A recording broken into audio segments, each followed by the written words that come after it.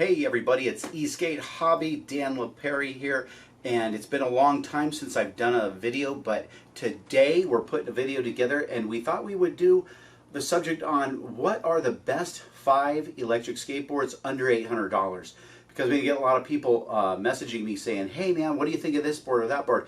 I've ridden probably 20 different brands and I've owned most of those, and I've ridden a lot more that I haven't owned, so I feel like I'm pretty qualified to give at least a decent description of what the best 5 boards would be. Obviously there's going to be varying opinions, but let me kind of go on and give you guys what I think are the best 5 skateboards, electric skateboards under $800. And whoa, wait a minute, what is that?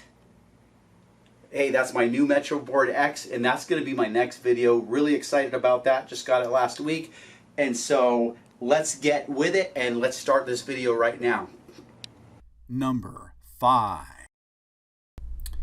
All right, guys, so the top 5, my choice for the top 5 e-skateboards under $800 starts with, drum roll, the NLS Pro, the Meepo NLS Pro. Why do you ask? Am I throwing a hub motor board in there? Because the Meepo NLS Pro is the first board that I ever bought and rode, and I literally fell in love with electric skateboards because of that board. So I was a novice, but I did a lot of research on boards, and I thought that that was a great bang for the buck. And so it arrived pretty quick. This was before COVID. And so I ordered it, and they shipped it by air, believe it or not, for $649. And I rode that board. I had it for probably 8 months. I bought other boards in between that, but I rode that board probably 3 times a week and probably did 10, 12, 15 miles sometimes on that board. I'm a 220-pound rider, and so for that board to give me 15 miles no problem, and I had juice left. One time I got close to 20 miles and still had about 10% left at a body weight of 220. I mean, that's insane. So in that 8 months until I sold it, and I almost sold it for what I bought it for. I mean, it's a great board. I probably put, I don't know, 700 miles on it, and never had one problem, one glitch, turned on and off. I mean, it was a perfect board.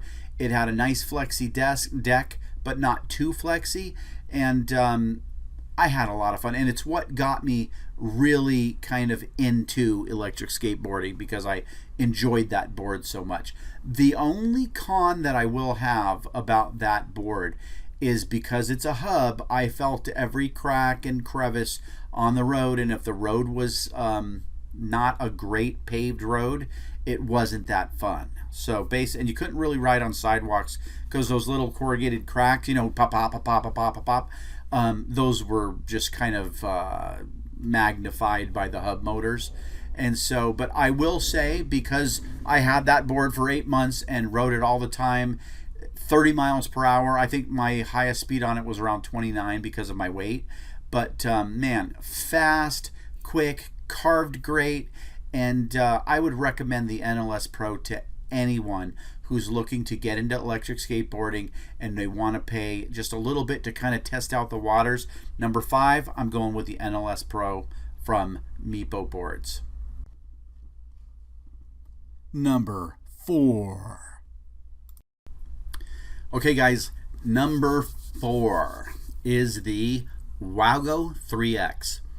So the Wowgo 3X has been out for probably 2 years now, and the reason I'm picking this for number 4, this is an all-around great board, but look at that price, $599.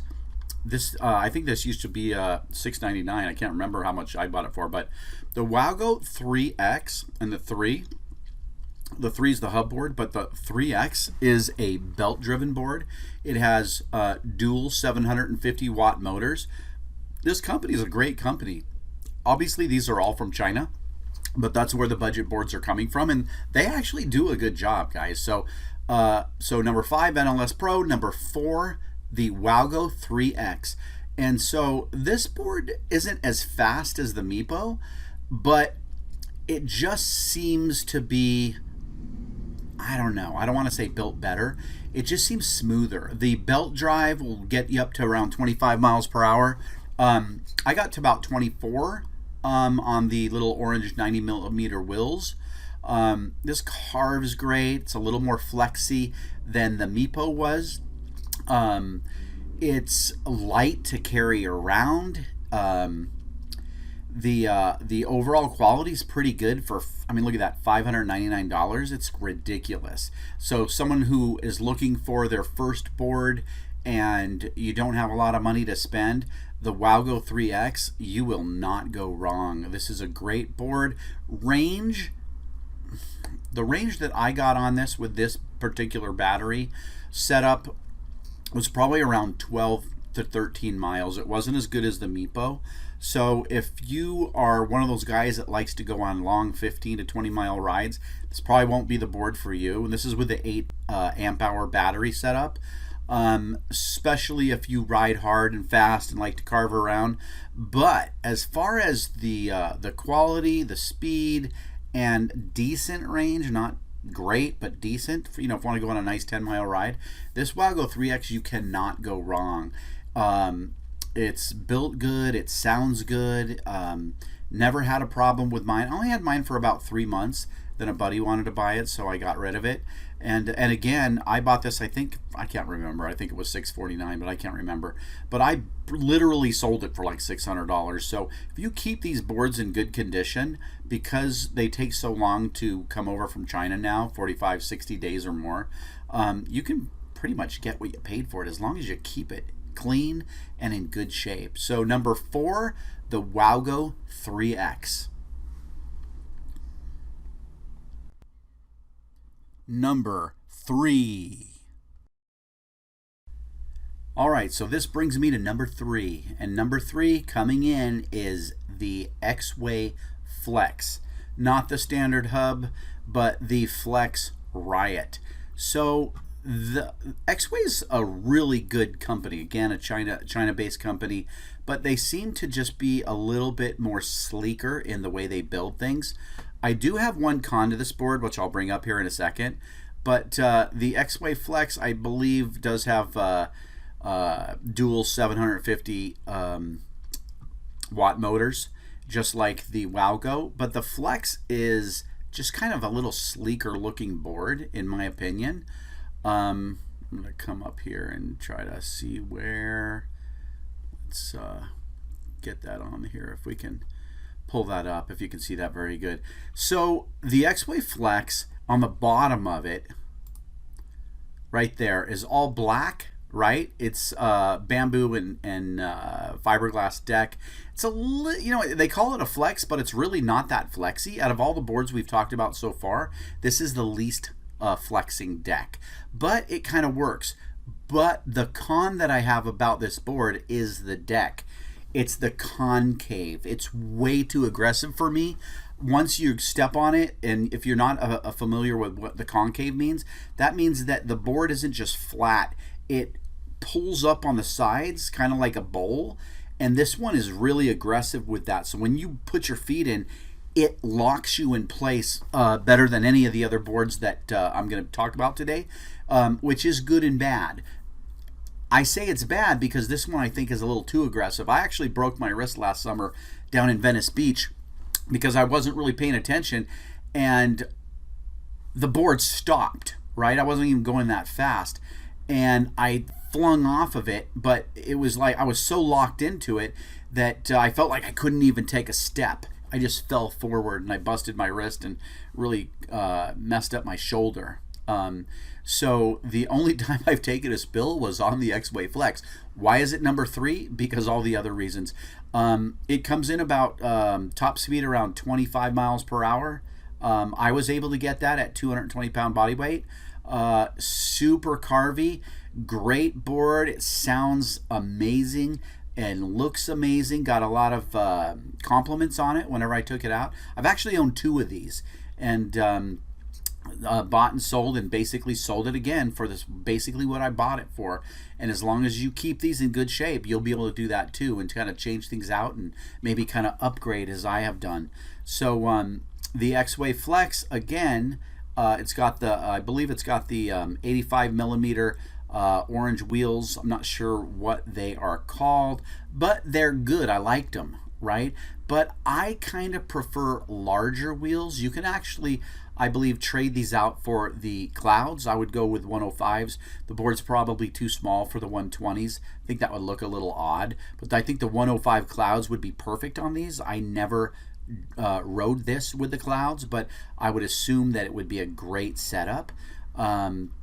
The range on this is probably worse of all 5 boards. I believe that I'd ride it for about 10 miles and that's about all she rode. So the cons for me, not a lot of range. The deck was way too aggressive in the concave. Other than that, this board is fantastic and the company's fantastic. Every time I would contact the company, they got back to me pretty much the same day. So that was pretty cool. And again, it's not going to be like the customer service that you're used to in America, but as far as the Chinese customer service boards, Exway seemed to be pretty good for what you get there. So anyway, coming in at number 3, the Exway Flex. You're not going to go wrong. Number 2. A Beastboard.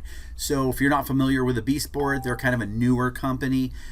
Been out for about a year now, and I gotta tell you, the Beastboard, look at that price, $599. In my opinion, for the price, this is the best board out of the 5 for the $599. It's not number 1 because the board that I chose for number 1 is a little bit more expensive, but it just has all the bells and whistles. This one here, though, let's talk about it. So the Beastboard is a super fast, does close to 30 miles per hour, right?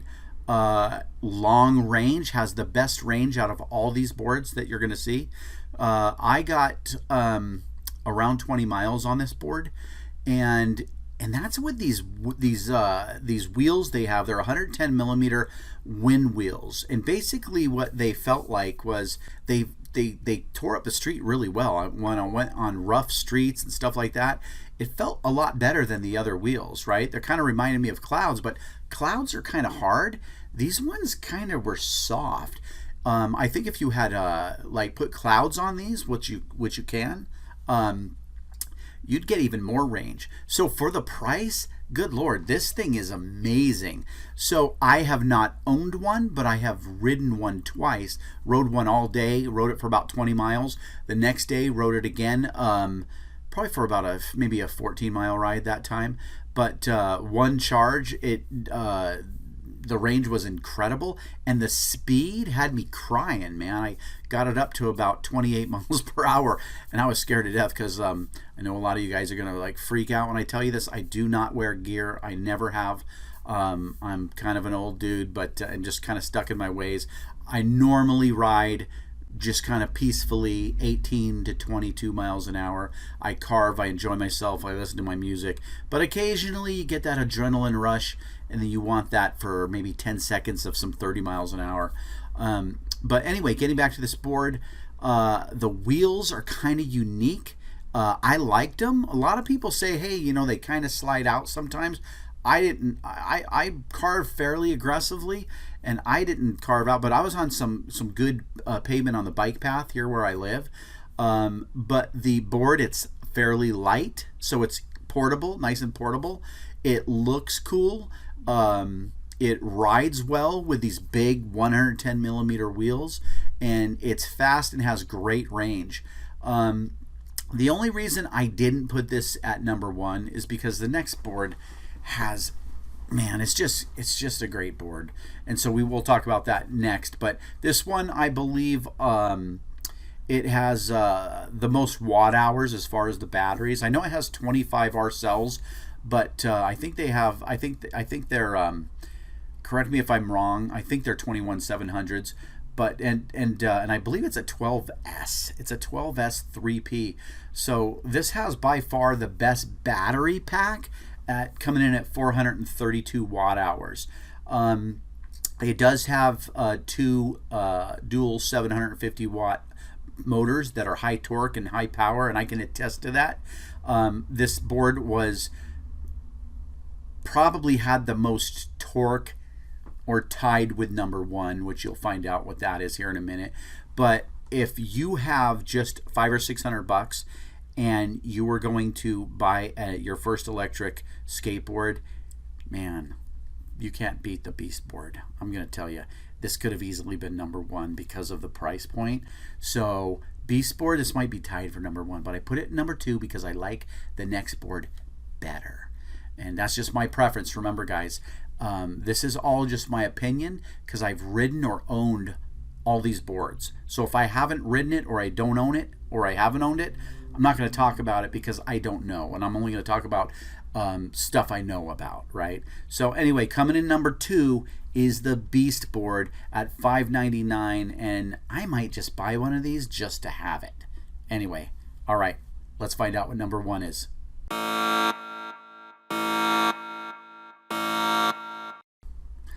All right, guys, so this brings us to #1. #1 is obviously Backfire, specifically the Backfire Zealot S. And I'll tell you why I chose this, okay? There's about five different reasons, okay? And this is really close to speed and length of the ride with Beastboard, but this one comes in at about 30 to 31 miles per hour. The Zealot S, it's the new Zealot. They have the Zealot, and the Zealot S is the upgraded with 875 watt motors, and they're very high torque, very powerful, and good high speed. The range is about the same as Beastboard. You probably get 18 to 20 miles off this, but it's the watt hours are a little bit lower, but I believe they use a little bit better cells. Instead of the 25R, I believe they're the 30R. And so it's saying on the website itself 30 miles per hour, and I can attest to that. Again, this board I do not own, but I have it on order. I wrote it, and this is awesome. Now I know it says $9.99, as you can see right there on the website, but there is a $200 off code, Zealot S 200, right? And that'll take $200 off when you're checking out. But this thing covers all the specs. Best top speed, great range, right? Especially for a rider like me that's over 200 pounds. High torque motors, a nice flexi deck. The wheels are perfect, I think, at 96 millimeters, which aren't too small and not too big. And that's probably where you get that range. That helps with the range. And it's got a 12S 30R motor, 12S 3P. And it's the continuous output at 60 amps, which is really nice and gives it a lot of torque. So it can spring you forward pretty quick. So this board, it checks all the boxes. Now, it's a little bit more expensive, but here's what you're really paying for. Not just the quality, but Backfire, in my opinion, has the best after-sale customer service of all these boards. The customer service is top-notch, at least for the China boards.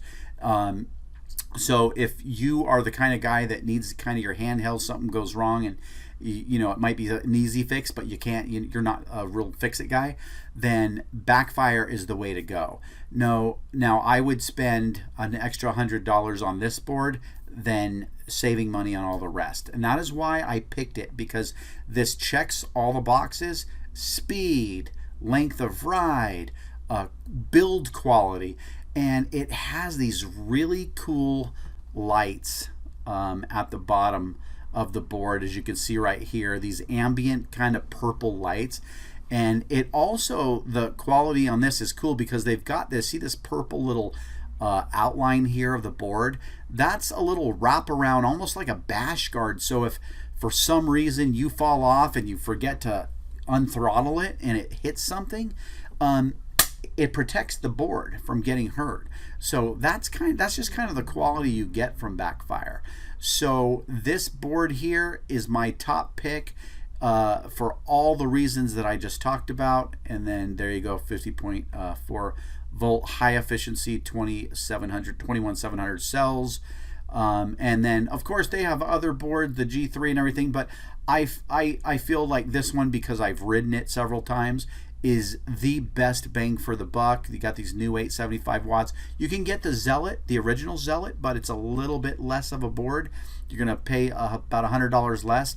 But if you're gonna get it, then go for the Gusto and just pay for the S, because in my opinion, you're going to be happier in the long run. So there you have it, my friends. Those are, in my opinion, 5 of the best budget boards under $800 that you can buy if you're a first-time buyer. Heck, honestly, any one of these boards, even if you're an avid rider, would be fine. You don't need to spend, like I just did, $2,700 on a Metro board, right? I love it, and that's probably what I'm going to show you next in my next video. But these boards have been proven. They've been around for a while, except for Beastboard, but all of them are fast. They've got great response. They're built great, and they all fit within a budget under $800. And you can't go wrong with any of these boards. So if you like this video, click subscribe, and I put one out about once a month right now, but I'm trying to get a little bit more out as I'm getting new boards. I got a couple new boards coming. I pay for these with my own money. Nobody sponsors me, so I can give you my honest opinion. I'm not in love with any of these boards. You know, they're not paying me for anything, so I'm giving you the honest truth. And so these are the boards I picked. Obviously there's some good ones out there, but I haven't ridden those ones, so I didn't put them in here. So anyway, guys, thanks a lot. Until next time, sorry I went a little bit over, and I'll talk to you later.